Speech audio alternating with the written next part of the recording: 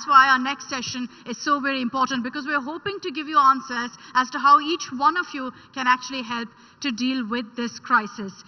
We're getting urban heroes, as Abba pointed out, who are fighting to keep the environment green. And we're just going to be calling in our panelists in just a few moments as we have the stage set up for them.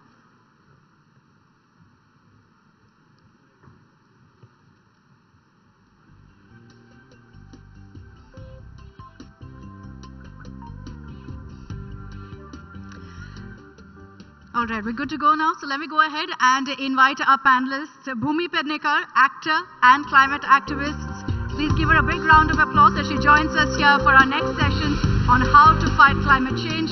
I'd also like to introduce now Priya Agarwal Hebar, Director of Vedanta Limited, joining us here on the stage. Burgess Driver, urban planner and also UN Youth Climate Leader, Neha Naikwade, lead of Climate Data Program, UN Youth Climate Leader. And finally, Aishwarya Sridhar, wildlife photographer, environmental conservationist, documentary filmmaker, and a Nat Geo explorer.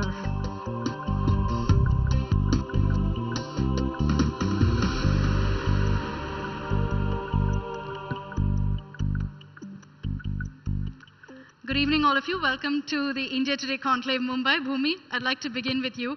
I think it's very, very important, this issue that we're talking about, and unfortunately, we don't talk about it enough. So I'm glad we have this kind of a session right now. As a celebrity, as an actor, how important is it, and why did you believe there was a need for you to take a stand on this issue and put it out there as a public figure? Good evening, everyone. Thank you so much, Akshata, for your question.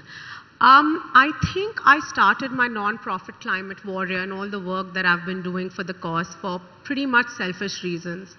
I spent many, many sleepless nights worrying what my future would look like, what the future of my loved ones would look like, and I kept kind of asking myself, am I doing enough?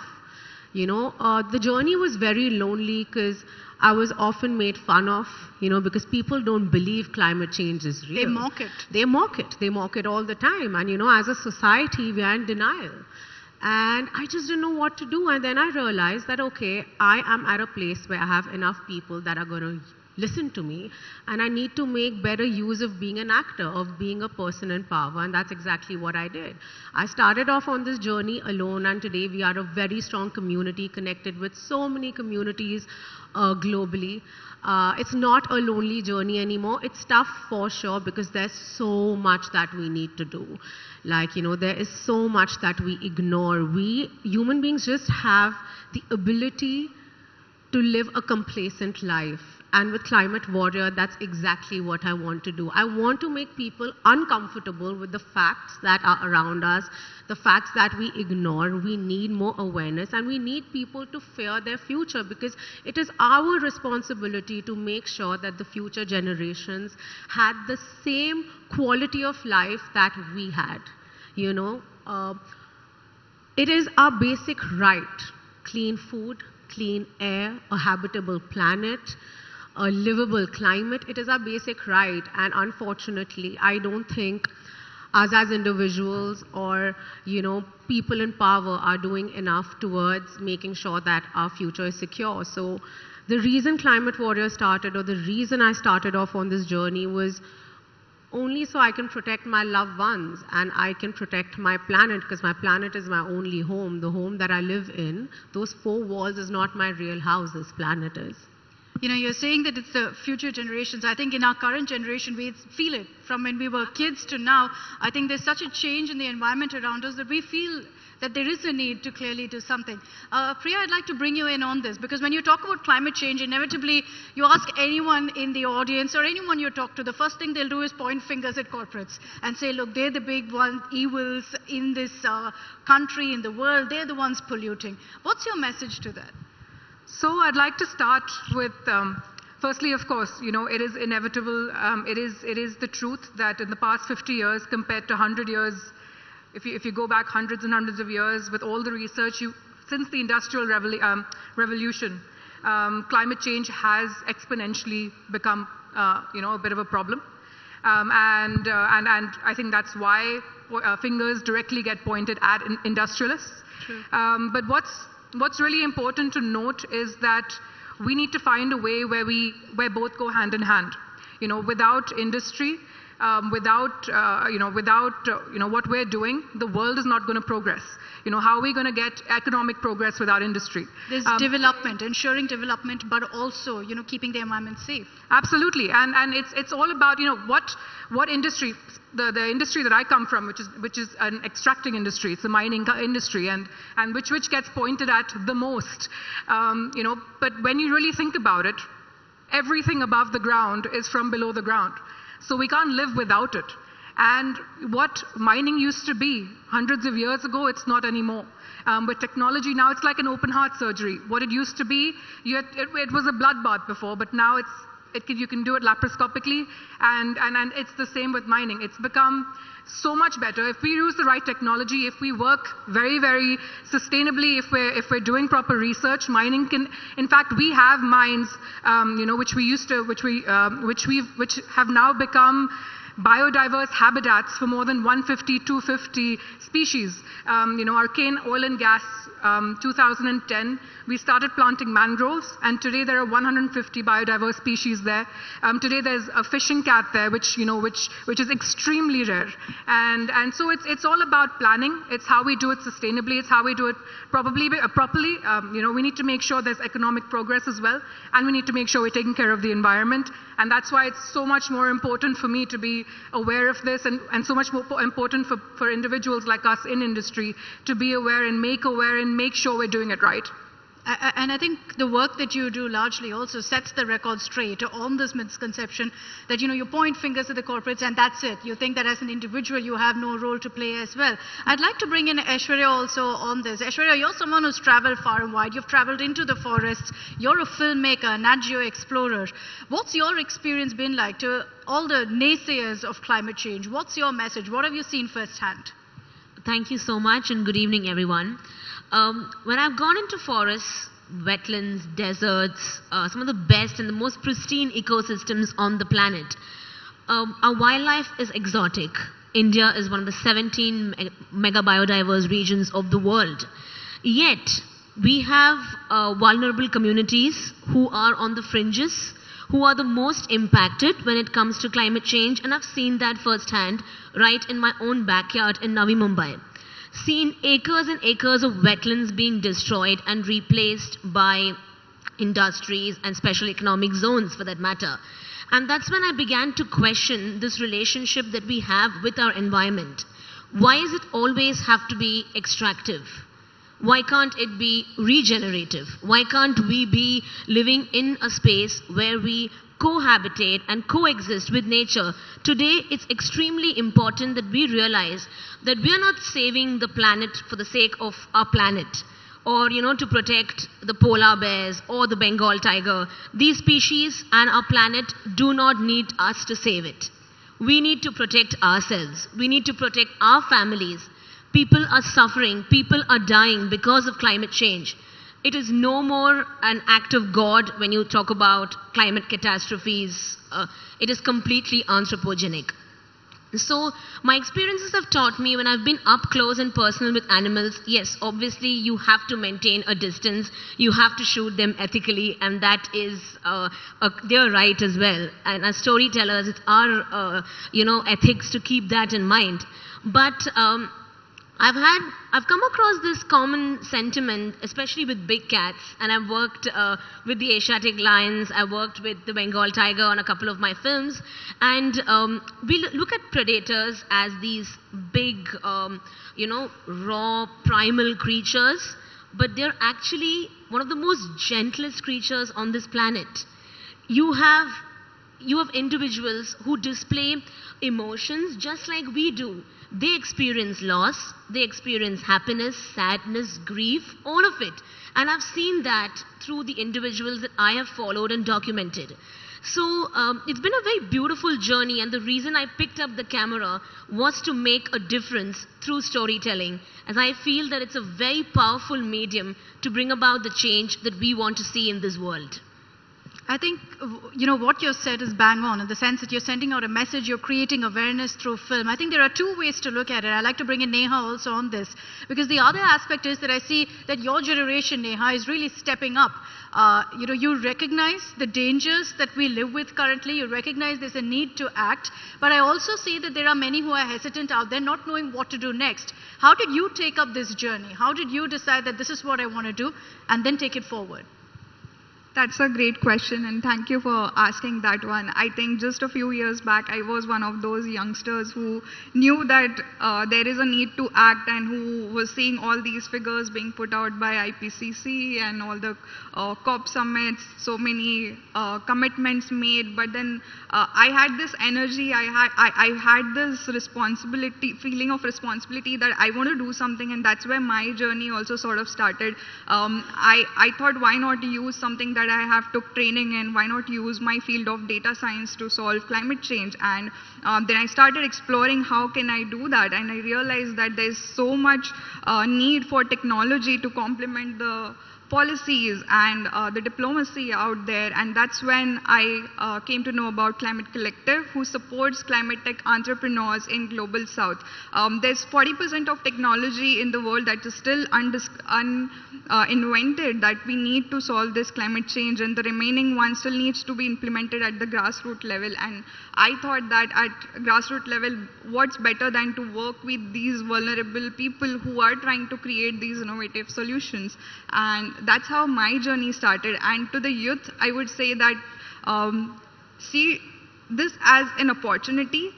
Start the change from where you are, right? Just observe around you, educate yourself, and see how whatever training you have right now, I'm sure that there is a need to just switch that, but have a more climate conscious work done with your training that you already have. So basically, I would say start there, educate yourself, and then participate in these discussions. Try to see that from wherever you are standing, how can you make climate conscious choices? How can you support the technology, or just make your voice heard, or just take a climate friendly lifestyle? Educate people around you with that. I think that itself will make a great difference. Yeah, I'd like Burgess to elaborate on that as well. When you talk about sustainable living, when you talk about being climate friendly, and the session is called Keeping the Environment Green. So what are the starting steps you would recommend as someone who's taken this movement forward? So based on my own personal experience, I started off as a built environment professional. I started off in architecture. I started making buildings for people, for clients, trying to understand what their needs were. And when I started seeing the outcomes of what was really happening in terms of just making a few properties for a few people, I felt it deep down, always throughout my journey in studies as well. Is this really something you wanted to dedicate yourself to? Making buildings, making environments come to life, basically. How could I possibly have added value to that? And when I realized I was entering a market which was not giving me that experience, I had to seriously rethink what I wanted to do when I started after my college studies. Going on beyond that, I got a taste of what planning was. I got a taste of what policy interventions were going to be like, what was needed. I had a lot of anger myself also, which I've tried to deal with for so long, quite frankly. And I found a way to channelize my energies in a more structured way, which can contribute back to society. So it's a question on finding the right opportunities also, and they will present themselves to you when not only when the time is right, but that decision has to come from within you as well. So self-motivation is one of the major triggers which is front and center to anyone's start to a climate journey. Priya, what was that moment, when you decided that I'm going to take a stand and I'm going to do something about this? Because there are not many industrial giants, take a stand like you have and so vociferously speak out about the environment or about animal rights. So there's a personal and professional angle to this. Personal angle being, I Maybe it was just something I was born with. I've been very, very attached to nature, very attached to animal welfare since I was born. And it's something that being attached to this, it was the best opportunity for me, coming from the family that I come from, to be able to bring that angle into what we do, which is extremely vital, and I think it's very timely as well. And honestly, professionally, in today's date, if you really look at, globally, companies are getting valued on ESG. The valuation of a company depends on how much you're caring for the environment, how much you're caring for your people, what is your governance. So we have to do it. If industry wants to succeed, they have to take care, they have to be responsible. You think this is the future? Absolutely. You're not going to get away with it anymore. If you want to succeed, you have to make sure you're balancing what you're doing and making sure everything around you is working in a state of balance at all times. Yeah. It's often referred to, Bhumi, that if you talk about climate change, you're being woke. And it's unnecessary, right? That it doesn't exist. It's all a creation, or it's a figment of imagination. And you said that in the beginning, that you were mocked initially when you spoke about this. Tell us, how did you break past that barrier, and kind of decide that I want to spread this message despite all of the people mocking you and playing this down completely? We don't have a choice. We have to understand that climate change is the largest looming threat humanity would have ever faced. And it's not something that is going to happen. It's not our future. It's happening today. Yes, it is a natural phenomena, but we have the speed at which it has increased in the last 3 decades. Like literally, most people sitting in this room have been a part of the problem. Right? So how can you ignore it? Yes, I'm woke, and I'm going to make sure that we create a community of many more woke people, because that's the need of the hour. We can't pretend. Just look at what's happening, right? We have flash floods.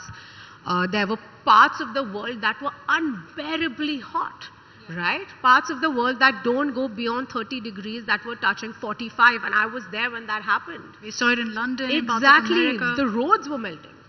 In the northeast, the floods were so bad. Even the viral outbreak, the fact is that we are going to have a lot more viral outbreaks because we aren't listening to science. We aren't listening to what our researchers are saying. It is a fact that more of our glaciers melt. We are going to have more viral outbreaks.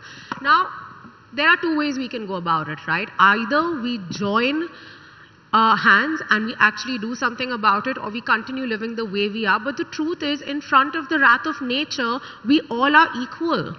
Just because you're a moneyed person, that doesn't mean you're going to be saved by it.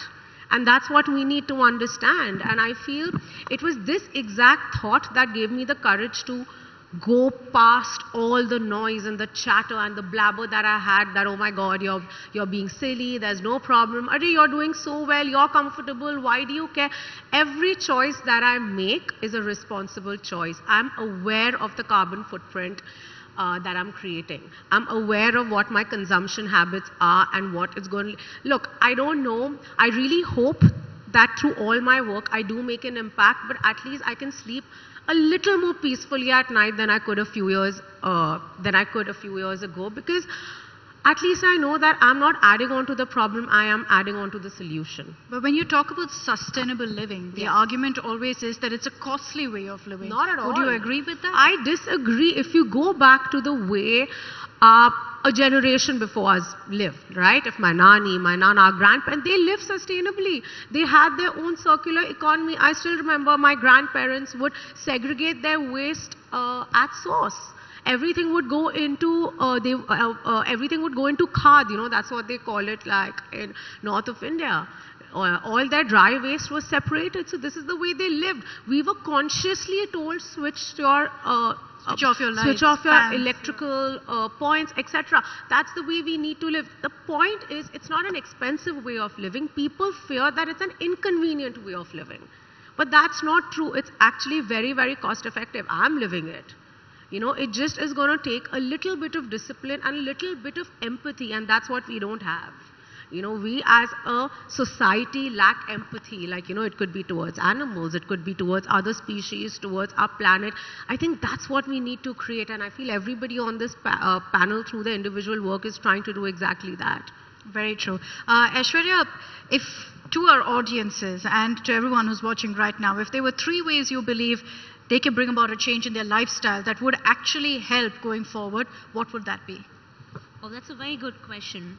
In terms of like 3 different ways in which they can bring about a change in their lifestyle is 1, reduce using plastic. In fact, stop using plastic. Plastic pollutes our oceans.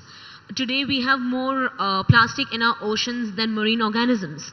So one is that. The other would be reduce, recycle and reuse. And the third thing would be, try and move towards a more sustainable lifestyle in terms of transportation as well, in terms of fashion choices. Consciously integrate that into your lifestyle, and I'm pretty sure you would definitely be a part of the wave that makes this world a better place. The same question to you. I'm out of time, but Priya, same question to you. 3 ways you believe people can bring changes to their lifestyle immediately.